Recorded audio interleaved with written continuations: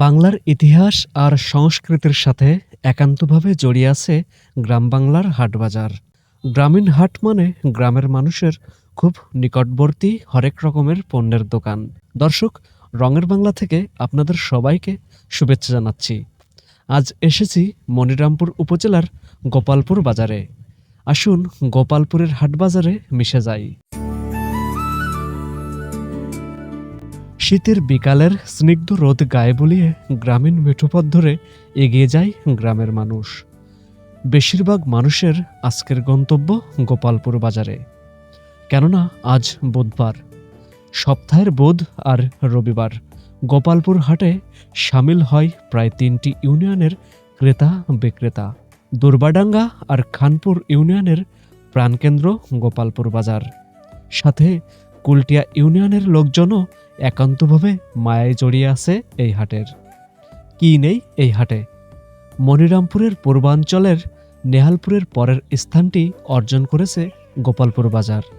তাই তো এই হাট যতই বিকেল গড়িয়ে সন্ধ্যার দিকে অগ্রসর হচ্ছে, ততই লোকের সমাগম বাড়ছে।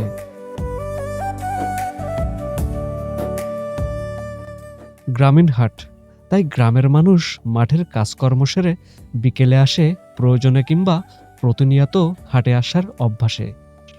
কেউ চায়ের দোকানে বসে চা খেতে খেতে আড্ডা দিচ্ছে, আবার কেউ বা বাজারের দরদাম কাড়িয়ে সবজি কিনতে ব্যস্ত আছে। ছোট সবজির চারা কিংবা দা বটি কাঁচি কি নেই এই বাজারে, সেটাই ভাবছি।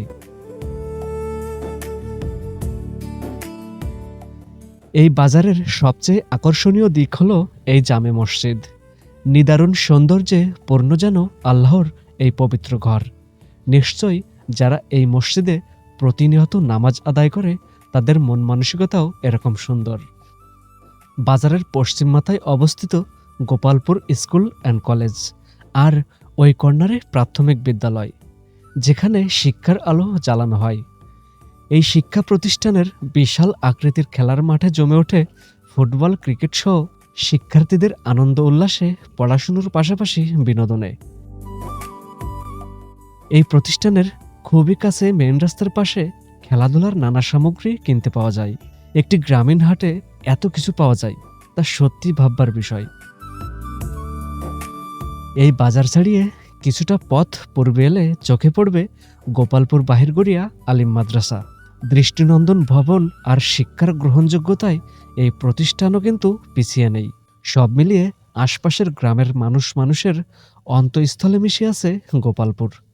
গোপালপুর বাজার থেকে আজকের মতো বিদায় নিচ্ছি। দেখা হবে আবারও নতুন কোনো শিরোনামে, নতুন কোনো গল্পে। আল্লাহ হাফেজ।